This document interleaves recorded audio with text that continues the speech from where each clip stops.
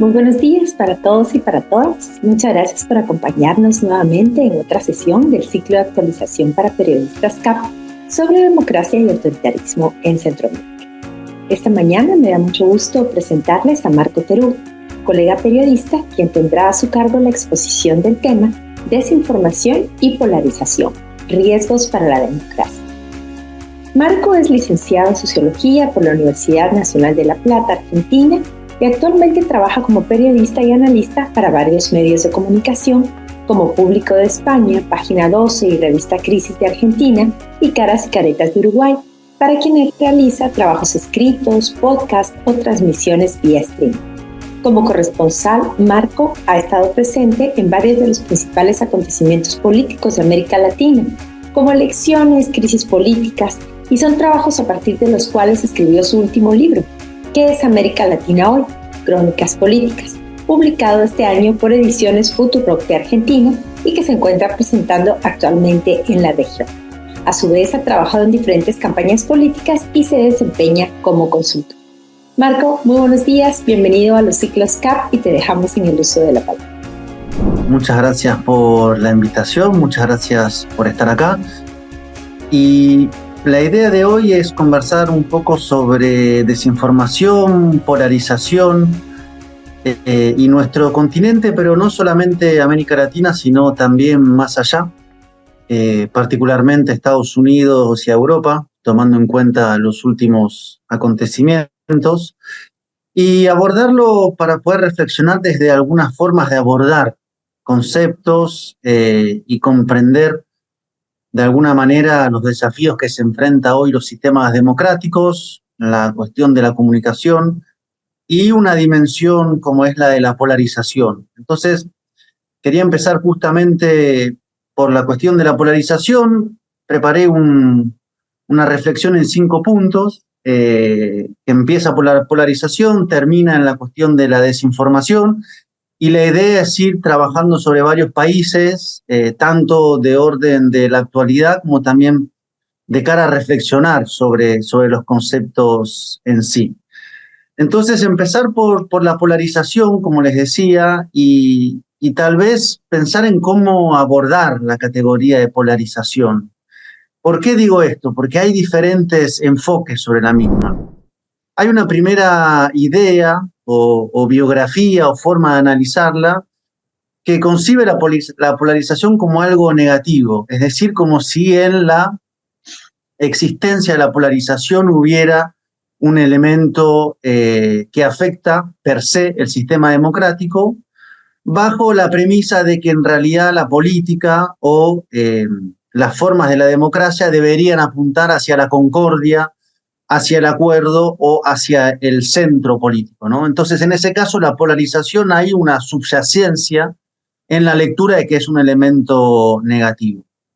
Hay varias formas de plantear esto.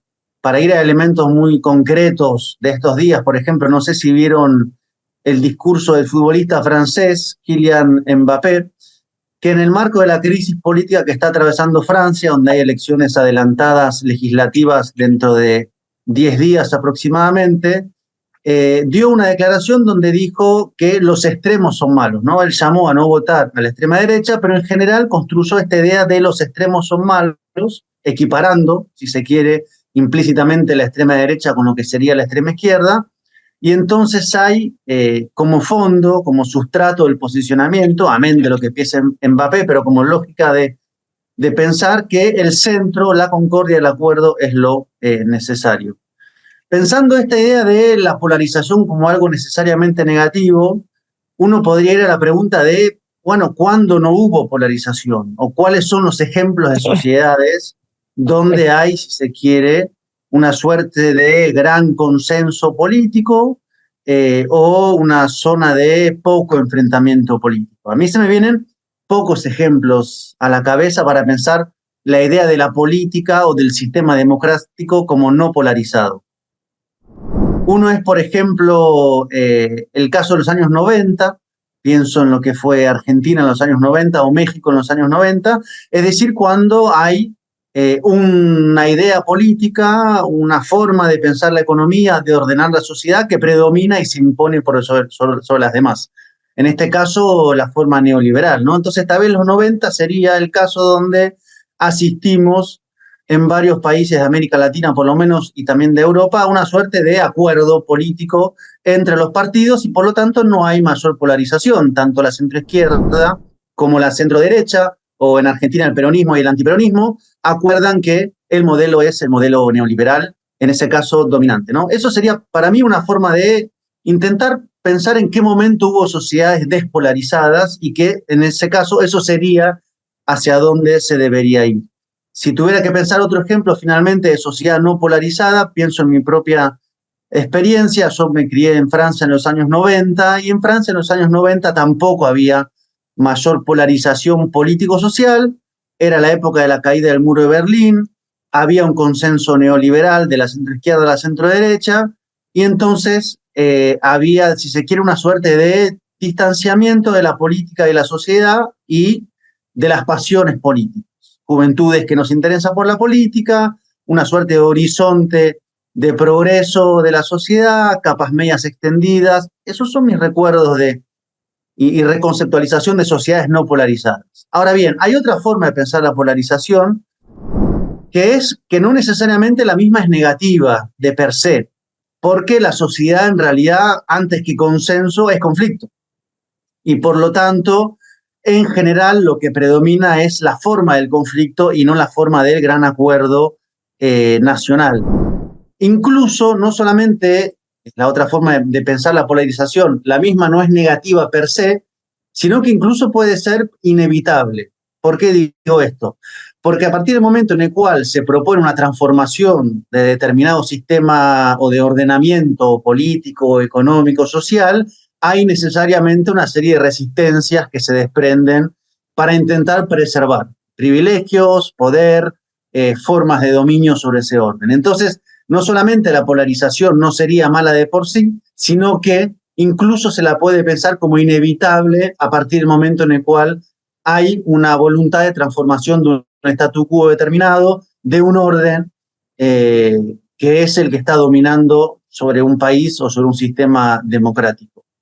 Entonces, planteo estas dos cosas porque cuando uno piensa la polarización, la piensa o porque es algo negativo y necesariamente daña el sistema democrático, pero también hay otra conceptualización como una polarización no necesariamente negativa y tal vez incluso inevitable. Y como tercer punto, plantearía que hay una dimensión de la polarización en la expresión política. Ahora voy a ir a desgranar cómo se expresa la polarización en nuestras sociedades actualmente, pero que también hay una polarización que va más allá de lo político, que es una polarización del orden de lo social o de lo material o de la desigualdad que hay en nuestras sociedades. Incluso uno podría pensar en una polarización que no es de ahora, sino que es constitutiva de las formaciones, por ejemplo, de los estados-nación en América Latina, de la herencia de los órdenes coloniales. A lo que me refiero es una polarización social, económica, de tipo étnica, que en América Latina es particularmente fuerte y que en la pandemia, que duró 1 año, 2 años y todavía hay consecuencias que se siguen desprendiendo, se agudizó la desigualdad. Entonces, sí hay una polarización política, pero hay también una base material de la polarización muy concreta en el seno de la sociedad. Voy a pensar esto, además, no solamente para América Latina y cómo esta polarización social o el clivaje en el cual se forman nuestros países es constitutivo para la dinámica política. Pienso, por ejemplo, en lo que fue el golpe de Estado en Bolivia en el 2019, donde se volvió a poner en juego la cuestión de lo indígena, no indígena y esa forma de defender los privilegios que vienen de la época de la colonia, sino también que en términos generales, a nivel mundial, estamos en una época de ampliación de las desigualdades. Les recomiendo el libro del economista francés Piketty, que justamente su tesis, que es El Capital en el siglo XXI, tiene que ver con cómo se va reensanchando la desigualdad en numerosos países, no solamente América Latina, sino Estados Unidos, Alemania, Europa, y que justamente lo que él plantea es que estamos en una época, a partir de los años 80 hasta la actualidad, en una tendencia que no se ha revertido, donde hay una serie de ricos o de fortunas cada vez más concentradas. De hecho, en la pandemia se hizo muy habitual hablar de los 1.000 millonarios, y una serie cada vez mayor de capas sociales que no pueden acceder, por ejemplo, a un sueño que hoy parece casi inalcanzable, como es una vivienda propia en el mejor de los casos, o mudarse solo en el caso de que sea una cuestión de alquiler. Entonces, hay, si se quiere, esta dimensión de la desigualdad, de la polarización social, que me parece que es determinante para pensar cómo sobre eso se construyen polarizaciones políticas, estrategias de polarización. De hecho, acá en América Latina, ahora voy caso por caso, pero hay formas muy prístinas de construcción de polarización política, en el caso del gobierno argentino ahora mismo, pero también la hay en el caso de Estados Unidos con lo que fue y es el expresidente Donald Trump, candidato a presidente, y que tal vez pueda ser el nuevo presidente a partir de enero del año que viene. Entonces, eso como conceptualización de la polarización, una visión negativa per se de la misma, una visión no necesariamente negativa y casi que plantea que es inevitable en un punto. La pregunta sería cómo se encausa, y a su vez la dimensión material, que es la base sobre la cual se construye una polarización política. No exclusivamente, pero sí en la mayoría de las veces. En segundo lugar, como segundo punto, pensar América Latina en el último siglo, es decir, los últimos 25 años. Bueno, creo que América Latina en estos últimos 25 años ha sido un continente de altísima polarización. De hecho, me atrevo a decir que hay sociedades, hay países que han conocido de forma ininterrumpida una polarización política durante 25 años. Es decir, que hay generaciones que solo conocen esta forma de la expresión de la política. Por eso decía, ¿cuándo hubo sociedades no polarizadas? Bueno, en varios casos en América Latina, la única forma del enfrentamiento político, y que está en muchos casos ascendente en cuanto al grado de enfrentamiento, tiene que ver con la polarización. Voy a citar 5 ejemplos para que quede bastante graficado de los primeros, es decir, aquellos que vienen en marcos de polarización prolongados. Bueno, Venezuela es el caso tal vez más claro, porque empezó el proceso del chavismo en 1998, gana las elecciones Hugo Chávez, en 99 empieza el ciclo político que se mantiene hasta hoy, y es una conformación de un sistema político de enfrentamiento de no solamente alta polarización, sino enfrentamiento.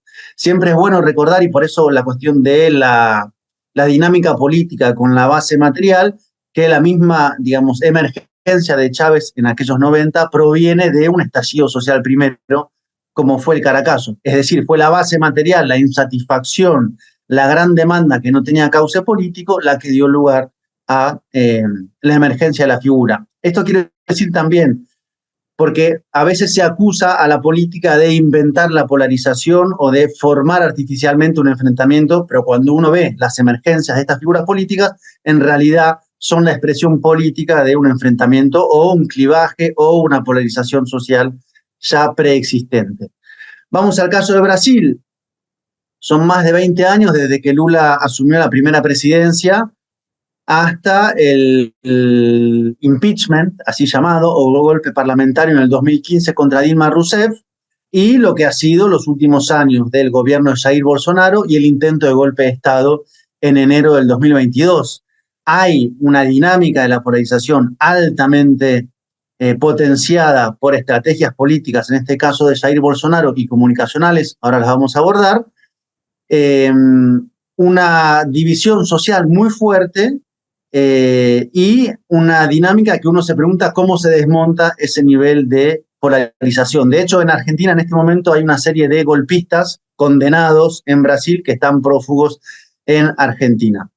Vamos al caso de Argentina. En el 2003 asumió Néstor Kirchner, luego del estallido del 2001, estallido del modelo neoliberal, y desde entonces hay una dinámica, uno diría, de un péndulo del enfrentamiento y la polarización cada vez más grande, con casos paradigmáticos como el intento de asesinato de la vicepresidenta, por ejemplo, y un nombre propio de la polarización que se construyó en Argentina, que es la idea de la grieta. La grieta lo que encierra básicamente es esta idea de una sociedad altamente polarizada, o que se sitúa en campos políticos uno contra el otro, sin cada vez más capacidad de diálogo interpartes. Vamos al caso de Bolivia, desde el 2006, que asumió Evo Morales, hasta la actualidad tuvimos también un proceso de intento separatista en el año 2008-2009, una capacidad de construcción de hegemonía del proceso de cambio liderado por Evo Morales, un golpe de Estado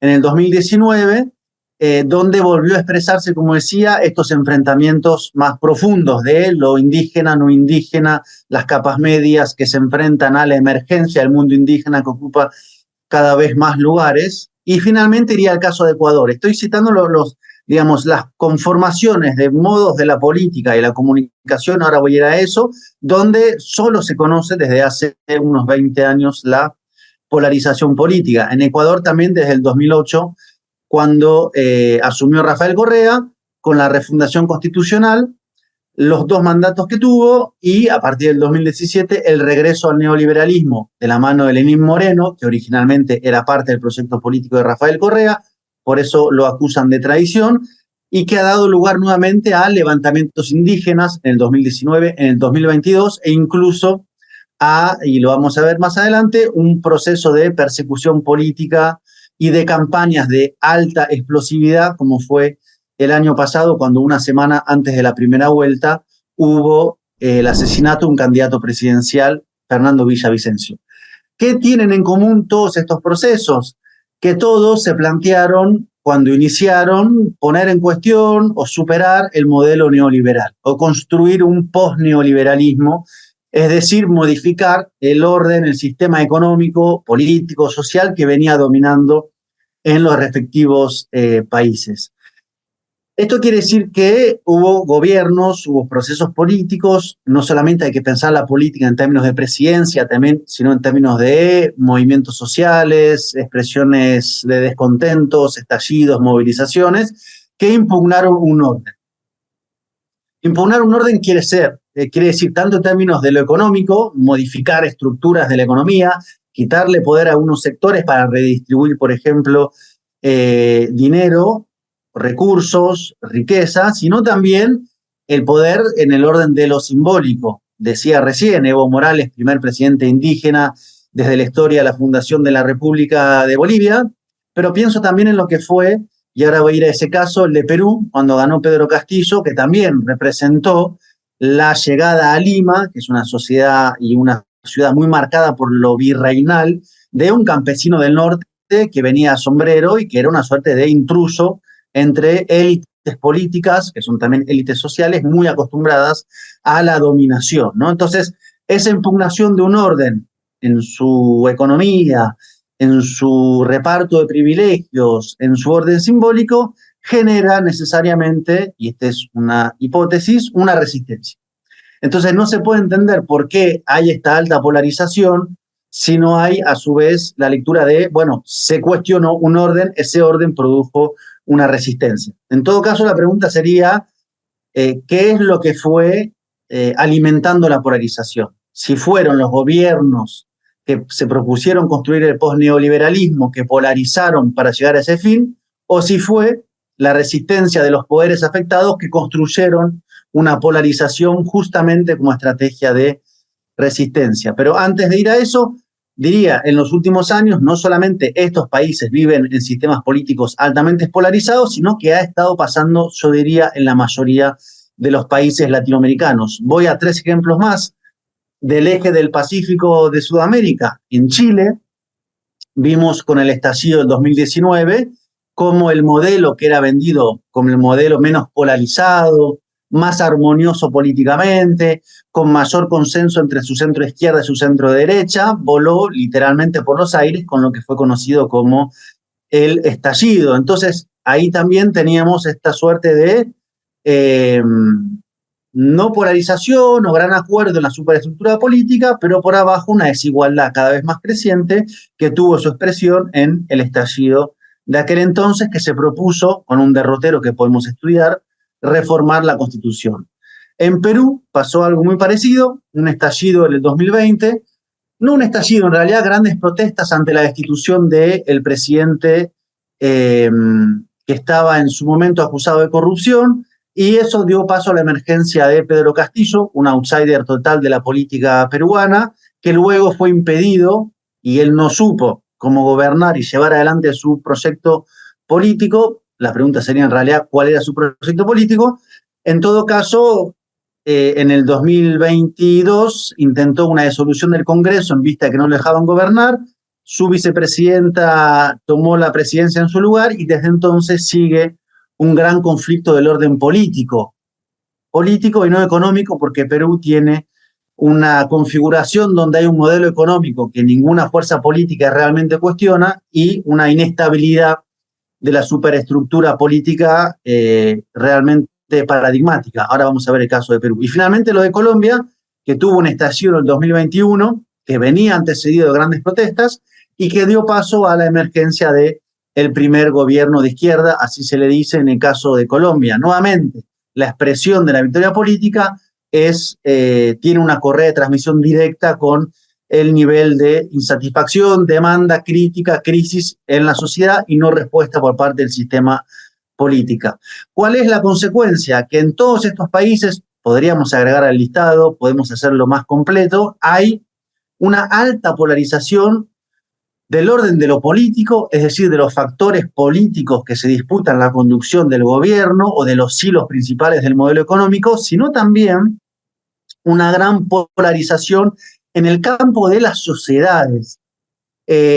No es, digamos, para nada excepcional o inhabitual que haya, digamos, este clivaje en el orden de lo político tenga una traducción en el orden de lo social.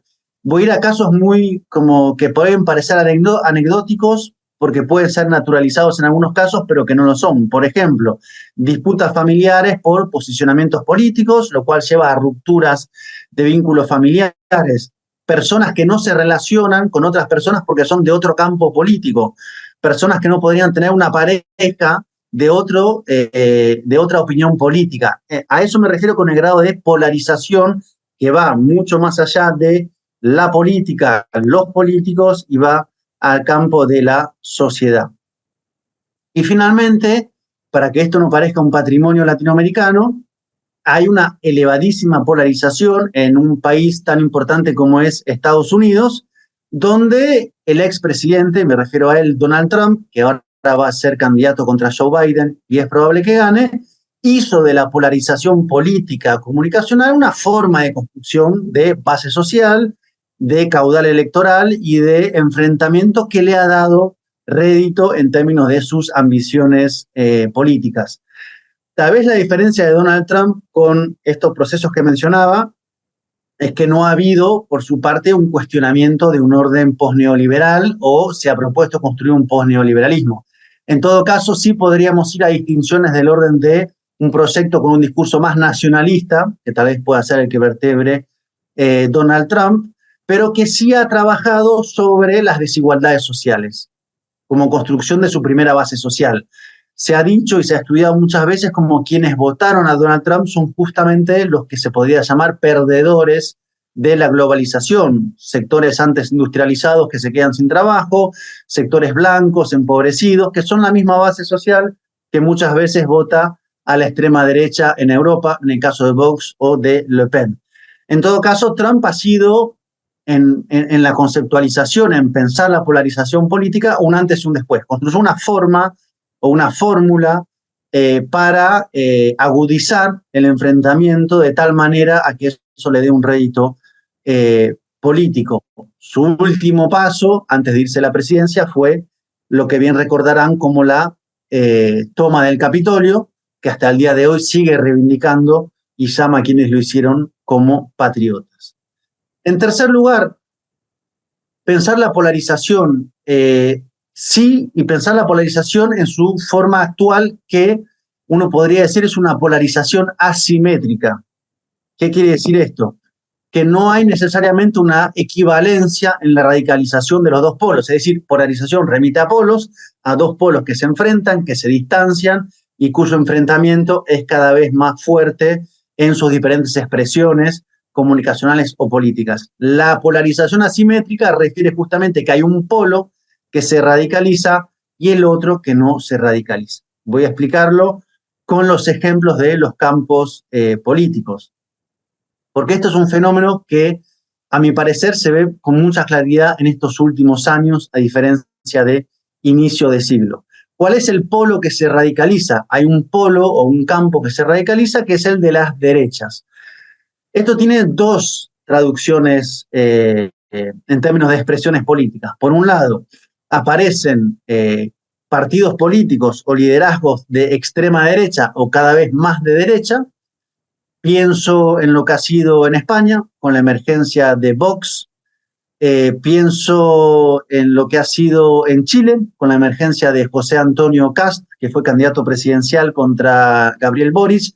En ambos casos provienen de las derechas tradicionales. Vox tiene su lugar de nacimiento dentro del Partido Popular y José Antonio Kast dentro de la UDI, que es la derecha tradicional chilena. Pero en todo caso sí vemos la emergencia de partidos cada vez más a la derecha, y es más, a esa derecha le nace otra derecha más.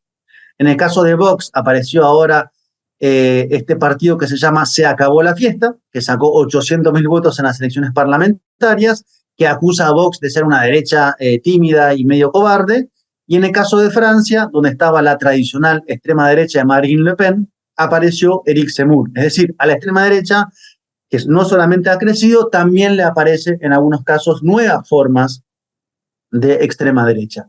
Pero además, las derechas convencionales, tradicionales, también se han ido corriendo hacia el campo cada vez más a la derecha, justamente movido por estas emergencias de ultraderecha. Vean el caso del Partido Popular Español, que es muy paradigmático, cómo va corriéndose cada vez más a la derecha. Incluso en el caso de la política francesa, donde las ideas de la extrema derecha van permeando en los campos de la derecha, o en el caso de Argentina, donde la antigua fuerza política que gobernó entre el 2015 y 2019, que era la de Mauricio Macri, se ha ido corriendo hacia una alianza, por lo menos en parte del partido político, con el actual gobierno de Javier Milei. Y la propia política exterior de Macri ha ido cambiando de apoyar en el 2015 a la expresión demócrata en Estados Unidos de Hillary Clinton, a ahora tener una alianza con el republicanismo de Donald Trump. Entonces, en el campo de las derechas vemos cómo hay este corrimiento, que aparecen fuerzas cada vez más de derecha, que tienen como estrategia la polarización cada vez más fuerte, con una dimensión de lo comunicacional central, que eso produce un corrimiento de las derechas tradicionales que van adoptando esos discursos, esas agendas y esas formas del enfrentamiento político. Y la asimetría reside justamente que hay en el campo de las centroizquierdas, las izquierdas, los movimientos nacional y populares. Después siempre se pudiera ver las excepciones, un corrimiento hacia el centro. Hubo en los últimos años, uno podría decir una tesis o una hipótesis o una lectura política que planteó que justamente se había agrandado demasiado la polarización y que lo que hacía falta para eso era entonces correrse hacia el centro. Entonces, la paradoja de la época actual es que en muchos casos tenemos derechas cada vez más a la derecha y centroizquierdas cada vez más de centro. Ahora voy a descomponer un poco los conceptos. Argentina ha sido el ejemplo paradigmático de eso y lo es también el caso chileno. Voy al argentino, que es el que más conozco por haber estado viviéndolo desde adentro. ¿Por qué? Porque en Argentina, cuando ganó el entonces presidente Alberto Fernández en el 2019, en un gobierno de fórmula con Cristina Fernández de Kirchner, hubo una lectura por parte del presidente, y no lo quiero personalizar, pero como conceptualización política del campo que lo rodeaba, que finalmente la razón de la polarización en Argentina, de la grieta, como se le dice, perdón que tomo un poquito de agua, tenía que ver no con una cuestión de intereses económicos, no con una cuestión de disputa de modelos, no con una cuestión de qué tipo de orden de ganadores y perdedores hay, sino que era un problema de formas. Entonces, el problema de la polarización en Argentina era leído así Cristina Fernández de Kirchner, porque tenía una forma de hacer política que generaba polarización, que generaba crispación política, y que entonces, si se modificaban las formas, si se modificaba la forma incluso comunicacional, se iba a descomprimir la polarización. Eso suponía no solamente que era un problema de formas y no de contenidos o de modelos o de intereses, sino que además había una serie de actores económicos centralmente, políticos, que suelen ser representantes de los económicos, que tenían una predisposición a la negociación. Esto quiere decir, se podía convocar a un gran acuerdo nacional porque las diferentes partes estaban, aún las antagónicas, dispuestas a sentarse y a negociar una suerte de tregua o de bandera blanca entre todos los campos políticos para deshacer la polarización y que entonces hubiera nuevamente una sociedad o un sistema político menos enfrentado. La idea era entonces dar respuesta a las demandas sociales que dieron la victoria de Alberto Fernández, a su vez que cerrar la polarización o la grieta, que es la forma en la cual se la conoce en Argentina. Bueno, el resultado fue que esa moderación, ese corrimiento al centro, esa voluntad de diálogo, no tuvo bajo ningún punto de vista un correlato de la otra parte, generó o ensanchó la insatisfacción democrática porque el gobierno no dio respuestas a las demandas populares y emergió un outsider absolutamente radicalizado en todos los campos como es Javier Milei. Por eso decía inicialmente, cuando se conceptualiza la polarización, primero, que no toda mirada de la polarización es negativa y que después hay una pregunta sobre si la misma no es inevitable si se quiere cambiar el orden de las cosas. Dicho de otra manera, ¿se puede modificar el statu quo, el orden desigual, sin un grado de conflicto? ¿Y es posible que haya conflicto sin polarización? Me parece que eso serían algunas de las preguntas centrales. Y lo que ha quedado demostrado es que hay una resistencia a todo intento de transformación del orden. Y esa resistencia tiene resortes de poder que han quedado en los últimos tiempos muy a la vista. Un poder que ha quedado muy a la vista es el poder mediático, y creo que ahí ya, por lo menos en América Latina o en gran parte de los países de América Latina, hay cada vez menos inocencia respecto a la idea de pensar a los medios de comunicación como actores por fuera del conflicto, por fuera de los intereses, como meros narradores o investigadores de una realidad, y no como, lo que pasa en muchos lados, grupos económicos que tienen sus expresiones comunicacionales en televisoras, o en radios, o en periódicos, que tienen sus agendas propias, económicas y políticas. En todo caso, el poder mediático ha resultado un poder determinante a la hora de la polarización. Incluso ha pasado en varios países que cuando una oposición queda sin candidaturas, sin liderazgo, sin propuestas, quien toma el lugar de la oposición es un grupo mediático económico. Pensemos en el caso de Colombia y el caso paradigmático de la revista Semana. Gana Gustavo Petro, primer gobierno de izquierda de Colombia. La oposición, que centralmente la vertebraba el campo del uribismo, queda en una situación de crisis política. Quien toma el lugar de oposición es, en este caso, la revista Semana, que es un grupo económico político. Entonces, ese es un primer poder que genera resistencia de cara a una transformación progresiva de la sociedad. Otro poder que ha emergido con mucha claridad y que no se lo hablaba hace 25 años de esta manera es el poder judicial. Poder judicial que tiene que ver tanto con las fiscalías como con las Cortes Supremas, como el dispositivo, en el próximo punto lo estudiamos, de acusación, persecución o proscripción de fuerzas políticas. Y finalmente el poder económico, que son los grupos que tienen sus intereses y que son capaces, tras el telón o de forma relativamente visible, de hacer prevalecer sus agendas, sus intereses en los gobiernos. Por lo tanto, hay una polarización asimétrica de un campo, del otro menos o no directamente, y creo que hay una revisión de esas lecturas y una serie de poderes que generan, digamos, parte de esa polarización asimétrica y esa resistencia a la transformación.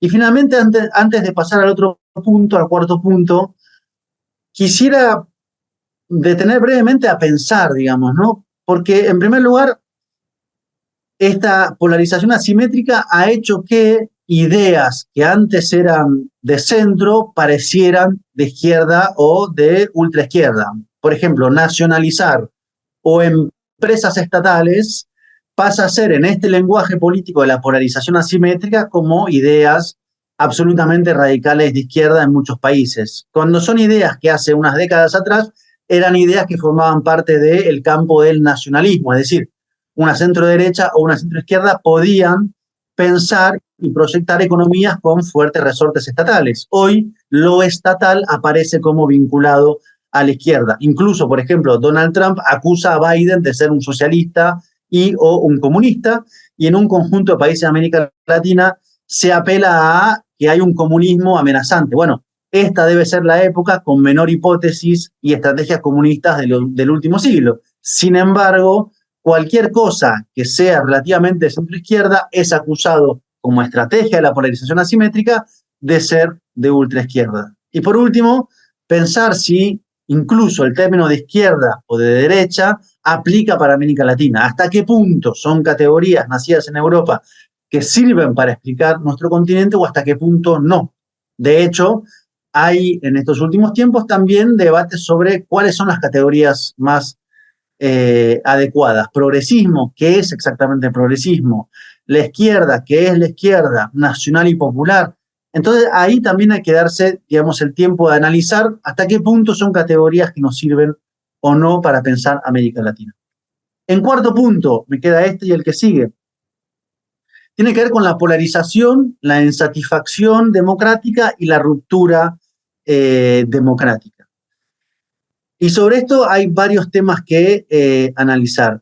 En primer lugar, que hay una pregunta que se podría hacer, que es la siguiente. Si la polarización aguda, como estamos viviendo, trae un debilitamiento de la democracia, o es el debilitamiento de la democracia el que trae como consecuencia la emergencia de figuras radicalizadas, de izquierda o de derecha, pero como decía, en esta época, centralmente de derecha.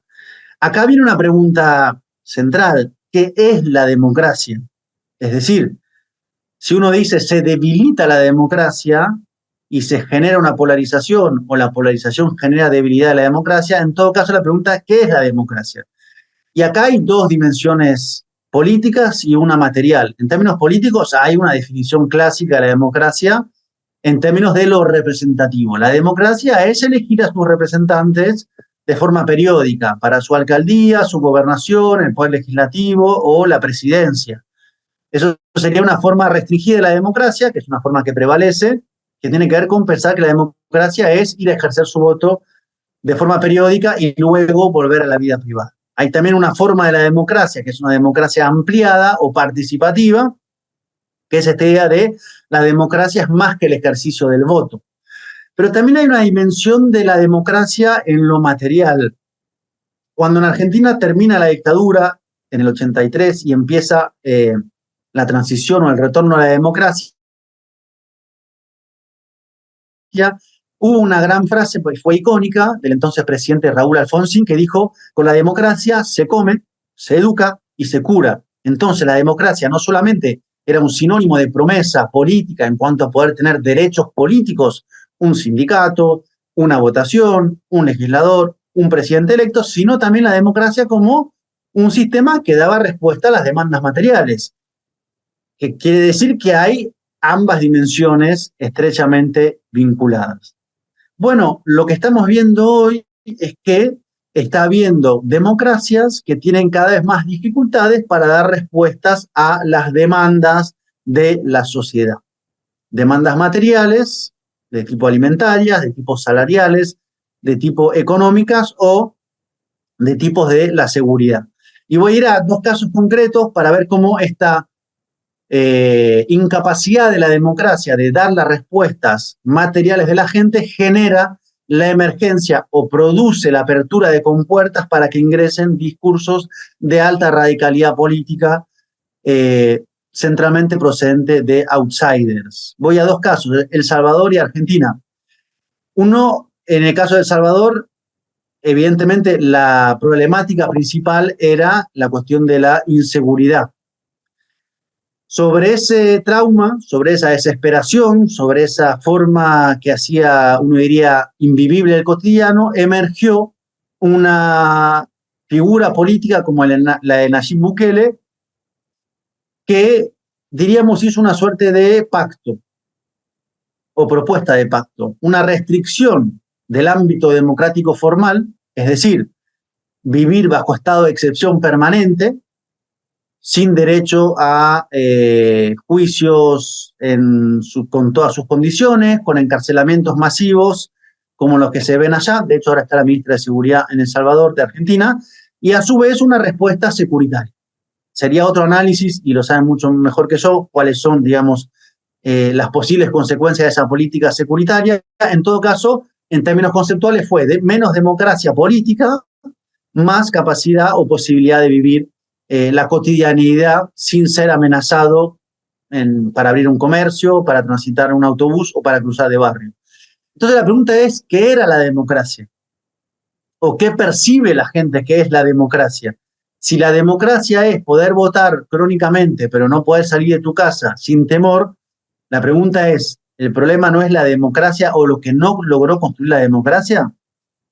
Y en el caso de Argentina, el problema principal, central, es el de la economía. Por eso, si en El Salvador el outsider que radicalizó su propuesta y su política lo hizo en el ámbito de la seguridad, en Argentina se hizo en el ámbito de la economía. El gran problema de los últimos 10 años argentinos es económico. Vienen cayendo los salarios en términos de poder adquisitivo real, hay un problema inflacionario muy fuerte y hubo un hombre como Milei, primero panelista, o sea que participaba de paneles de televisión, que construyó algo relativamente sencillo visto a la distancia, que es la idea de el problema de la crisis económica argentina es, entre comillas, la casta. Es decir, hay políticos que viven de usufructuar el bien común con los impuestos, con la corrupción, y la situación económica de crisis es producto de esa casta. Y por lo tanto hay que ajustar el Estado o la casta. La pregunta conexa sería, ¿qué entiende la mayoría de la gente por lo que es el Estado y cómo es la relación del Estado con la gente en el cotidiano? Por ejemplo, se defiende la educación pública, la salud pública. La pregunta es, ¿cómo es esa salud pública? ¿Cómo es esa educación pública? En todo caso, en el caso argentino, el tema central fue la economía y por ahí ingresó la figura del outsider que se radicalizó y está en pleno proceso continuado de radicalización, porque Milei tiene la característica de que no modera en ningún momento su discurso, sino que al contrario siempre va buscando nuevas líneas de ruptura.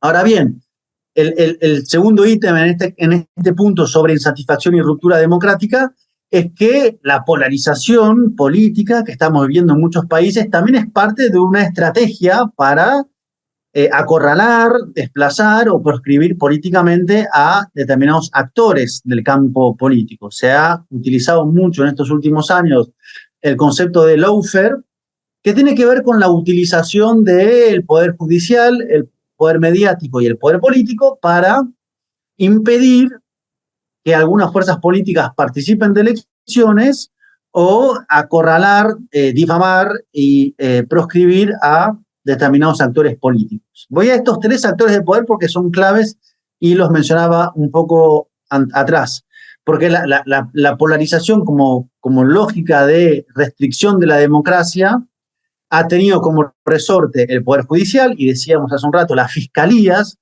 y en este caso las fiscalías han sido paradigmáticas en cuanto a actores muy claramente polarizados, politizados, con agendas propias en los sistemas políticos actuales de América Latina. Pensemos que las fiscalías o la cabeza de la fiscalía son actores señalados en Guatemala, evidentemente, en Colombia, en Ecuador, en Argentina, en Brasil. Entonces, si en cada uno de estos países las fiscales o los fiscales generales son señalados por sus implicaciones en la vida política, es porque efectivamente hay ahí una suerte de estrategia compartida. Pero también las Cortes Supremas. Después el poder mediático. El poder mediático ha tenido y tiene la capacidad de construir lo que se diría sentido dominante o sentido común. Es decir, la capacidad de, por ejemplo, cuando se lo propone, difamar y condenar a determinados actores políticos, amén de lo que digan los tribunales. Voy a un ejemplo muy concreto, el caso de Brasil. Lula da Silva fue condenado, pasó varios años en la cárcel, se demostró que la causa había sido montada, no tenía pruebas y que el entonces fiscal Moro había sido absolutamente parcial en la construcción de la acusación y posterior condena, y por lo tanto Lula es inocente. No solamente es inocente, sino que las causas no tenían sustento y hubo un mal procedimiento jurídico. Ahora, se va a Brasil, no sé si quienes están acá han ido a Brasil, pero la idea de que Lula es corrupto es una mancha, yo diría, indeleble. Muchísima gente sigue pensando que Lula es corrupto. ¿Por qué? Porque los medios han tenido una política durante días, semanas y meses de repetir con titulares, con investigaciones más o menos serias, uno diría menos, que Lula es corrupto. Entonces, amén que ahora la justicia diga Lula no es corrupto, queda un sedimento inamovible que hace que muchas personas piensen que Lula es corrupto.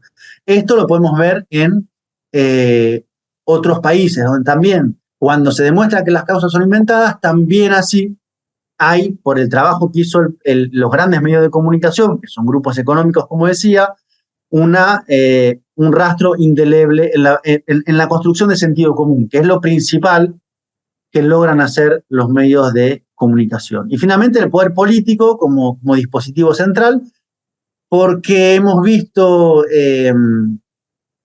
poderes que han sido parte de los dispositivos de la persecución, pero no solamente en términos ejecutivos, sino también en términos legislativos. Y acá vuelvo al tema de Perú. En el caso peruano, no solamente, digamos, Pedro Castillo fue acorralado por el poder mediático y el poder judicial, sino por el poder legislativo, que en el Perú hay una suerte de hipertrofia o sobredimensionamiento del poder que tiene el poder legislativo, valga la redundancia, y eso hace que el legislativo pueda, como se dice, vacar a cualquier presidente por la figura de incapacidad moral permanente, que es una zona absolutamente brumosa de la acusación, pero que es utilizada sistemáticamente para quitar a presidentes de por medio, y eso hace que el poder político sea absolutamente frágil. Entonces, decía, esta polarización genera a su vez lógicas de la persecución política. Dicho al revés también, la persecución política o la necesidad de perseguir actores políticos da paso a una extremada polarización de cara a acusarlos mediáticamente, judicialmente y políticamente. Y finalmente, en cuanto a insatisfacción y ruptura democrática, estamos en épocas donde hay golpes de Estado. Y acá diría que hay tres tipos centrales que hemos visto de golpes de Estado en los últimos 25 años. Me atrevo a decir que en los últimos 25 años hubo una serie elevada de intentos de golpe de Estado con mayor o menor éxito. Voy a hacerlo relativamente corto, pero tenemos el caso de los golpes parlamentarios o impeachment, fue en el caso de Paraguay, en el 2008 contra el entonces presidente Fernando Lugo, o en el caso de Brasil en el 2015 contra la presidenta Dilma Rousseff. Tenemos golpes de Estado de tipo combinados, para usar alguna categoría. En el caso de Bolivia fue muy claro, en el caso de Bolivia se articuló la oposición política, fuerzas policiales, fuerzas militares, fuerzas parapoliciales, sectores movilizados de la sociedad y actores internacionales. Centralmente en ese caso fue señalado la Organización de Estados Americanos y su secretario Luis Almagro, que generaron un golpe de Estado y que tuvo una dimensión comunicacional central porque fue un golpe que negó que era un golpe. Dicho de otra manera, el golpe de Estado se presentaba al inverso de lo que era y decía de sí mismo que era un proceso de restitución de la democracia. Bien es sabido, nadie hace un golpe de Estado invocando un golpe de Estado, sino que todo golpe se hace invocando la libertad, la democracia o determinados valores. Y finalmente hay golpes o intentos de golpes postelectorales, y creo que esto es relativamente novedoso de estos últimos años, donde no solamente hay que ganar las elecciones, sino que luego hay que lograr sentarse en la silla presidencial.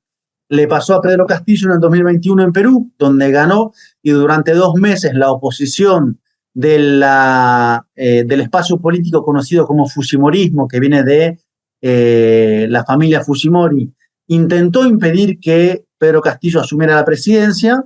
Pasó en Guatemala, con el caso de Bernardo Arévalo, que no solamente ganó, sino que estuvo varios meses para intentar que ese resultado se respetara y finalmente sentarse en la silla presidencial, y pasó en el caso de Brasil, donde Lula da Silva ganó, Jair Bolsonaro no reconoció la derrota, llamó a movilizaciones, llamó a los cuarteles y finalmente intentó un golpe de Estado tomando, de hecho, los poderes políticos en Brasilia aquel 8 de enero del 2023, imágenes que recorrieron el mundo.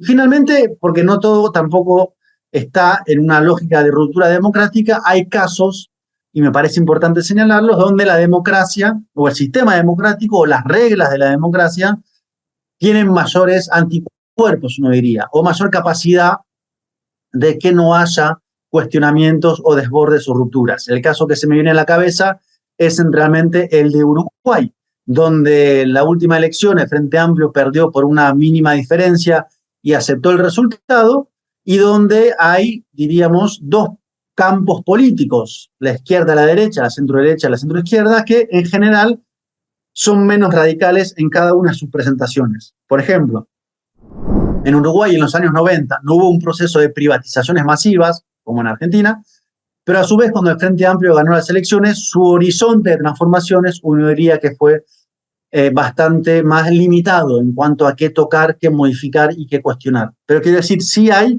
y por eso es interesante ver a Uruguay en este caso como ejemplo paradigmático de sistema político que tiene o ha logrado sostener una determinada serie de anticuerpos o de reglas del juego para que la democracia no sea finalmente asediada, restringida, rota o cuestionada como en varios países de América Latina. Y finalmente, me atrevo a decir que hay, digamos, dentro de estas dinámicas de gran polarización y fragilidades democráticas, estrategias que van apareciendo, que se ven en varios países, como es la de campañas políticas en defensa de la democracia, o donde el clivaje es democracia o golpismo, democracia o extrema derecha.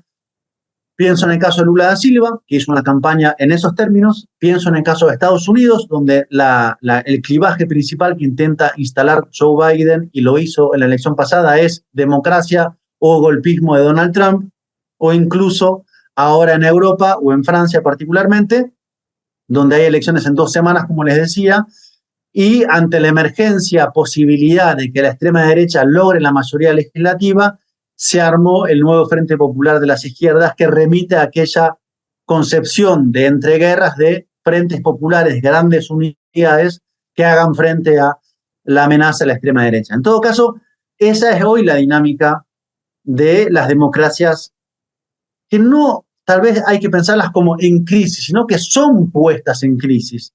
Porque tal vez las cosas no es que se van debilitando de per se, sí se pueden debilitar porque no hay respuesta material, pero también hay estrategias políticas para asediar, golpear, debilitar y fragilizar a las democracias para que den espacio a emergencias de figuras radicales. Y voy al último punto, que es la comunicación, la desinformación y la polarización. En primer lugar es que cuando uno piensa este auge de polarización, y en particular la polarización asimétrica, con estas fuerzas cada vez más de derecha, hay, digamos, en esa polarización cada vez más aguda, una dimensión central que tiene que ver con la comunicación. La comunicación en diferentes niveles, o diferentes vías, o diferentes instrumentos. En primer lugar, los medios de comunicación o los grupos económicos dominantes, ha habido una mutación, una transformación, un cambio de los lenguajes de muchos de los medios de comunicación. Sigo con Estados Unidos, se ha estudiado con mucha fuerza lo que fue el rol de algunos medios de comunicación para la polarización a favor de la campaña y el campo político de Donald Trump. Por ejemplo, en el caso de Fox. En Argentina ha pasado lo mismo. En Perú ha pasado lo mismo, seguramente en los otros países también.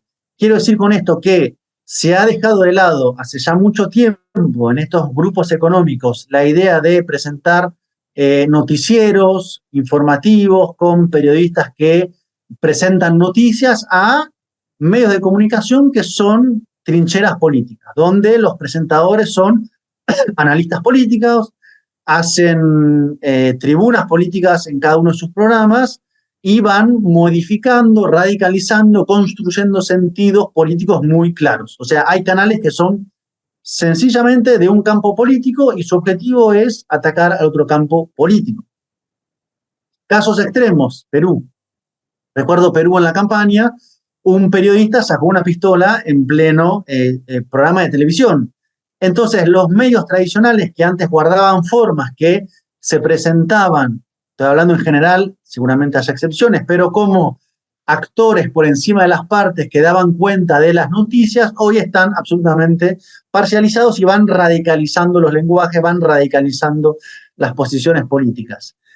Ahora, la radicalización mediática se puede analizar en dos claves de análisis principales. Por un lado, como decía, hay una radicalización como estrategia política, porque con esa radicalización se estigmatiza a un rival político, se lo acorrala, se lo acusa, se lo condena, se lo difama, y por lo tanto radicalizar tiene como objetivo la persecución, la proscripción, la difamación del contrincante.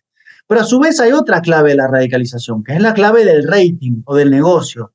Dicho de otra manera, el conflicto, la polarización, la grieta, como se dice en Argentina, vende periodísticamente y por lo tanto económicamente. De hecho, las propias audiencias suelen estar también radicalizadas.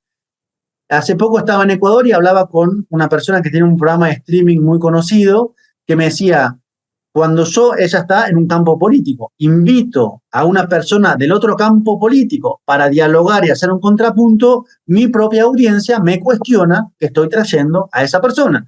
¿Por qué? Porque hay una suerte de lógica de trincheras comunicacionales donde cada quien está en su propio campo, eso genera audiencia y hace a su vez que haya una demanda para que eso siga en esa dirección. Dicho de otra manera, el centro vende poco, la conciliación vende poco, la tregua política vende poco. Por lo tanto, en la polarización mediática hay estrategia comunicacional, pero hay rating mediático muy claro y eso hace que se vaya yendo en permanencia hacia una radicalización mayor. Además de los medios convencionales de comunicación, televisivos, radiales o de los periódicos, que son cada vez menos en el campo de los impresos, hay efectivamente otra variable ineludible que es la de las redes sociales.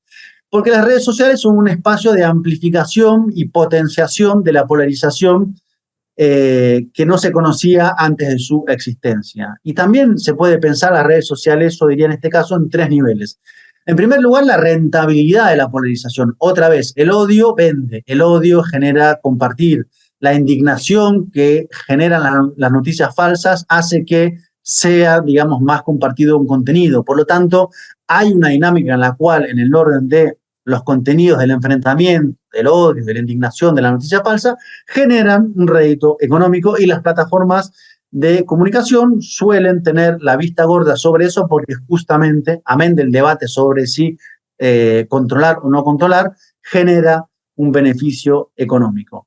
Pero también las redes sociales, como estrategia política, han resultado un campo muy potente para la radicalización, sobre todo asimétrica, de las fuerzas de la derecha. Se sabe, se conoce, se repite mucho la idea de los ejércitos de trolls, las granjas donde se construyen noticias falsas, donde se construyen actores artificiales que interactúan en las redes sociales, y esto ha tenido ejemplos muy claros. En el caso de Bolivia, cuando fue el golpe de Estado, hubo un estudio que demostró que en las semanas de golpe de Estado se crearon 68.000 cuentas de Twitter para justamente llevar a una máxima confrontación y darle una ampliación mediática, en este caso en el campo de Twitter, donde se concentra la política, a los sectores golpistas.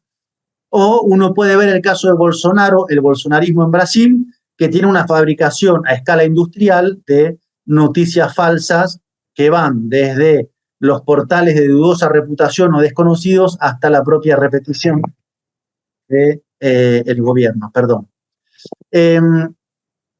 Y finalmente, en términos de las redes sociales, diría que hay una dinámica de retroalimentación, es decir, como hace tanto tiempo, en muchos casos que vivimos en la polarización, estamos polarizados también subjetivamente.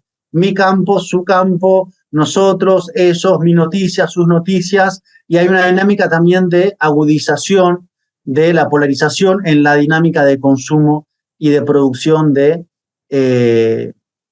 las redes sociales.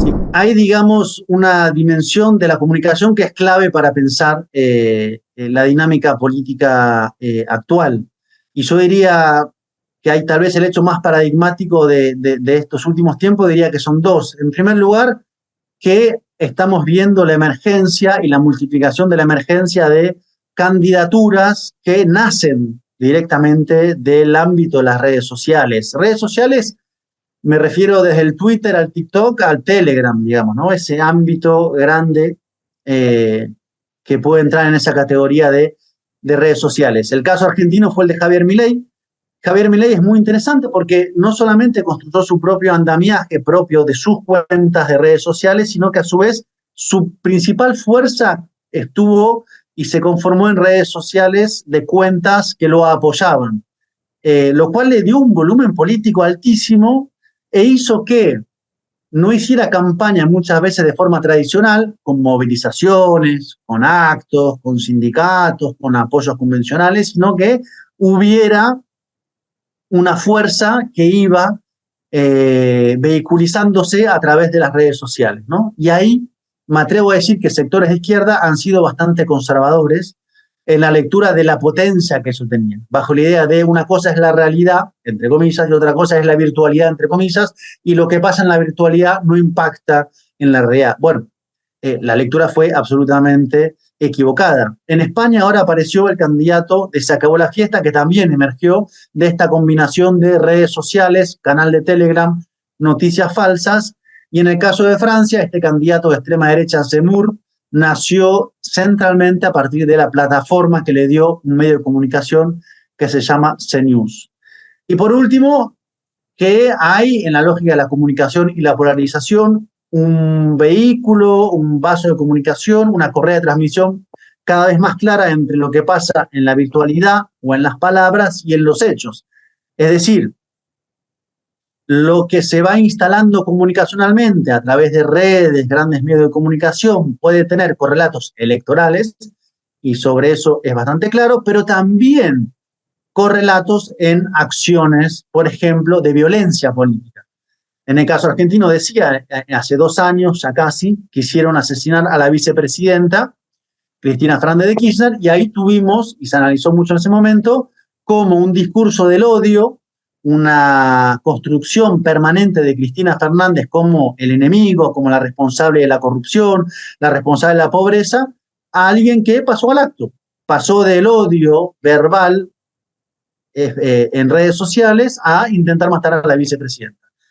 Dicho sea de paso, los medios de comunicación que incentivaron eso durante años, luego silenciaron, desvirtuaron, cuestionaron la veracidad del intento de asesinato de la vicepresidenta. Y por último, para cerrar, tenemos, y esto me parece que es la última novedad, presidentes que directamente no solamente tienen muy aceitadas estrategias comunicacionales en redes sociales, sino que también directamente dicen noticias falsas.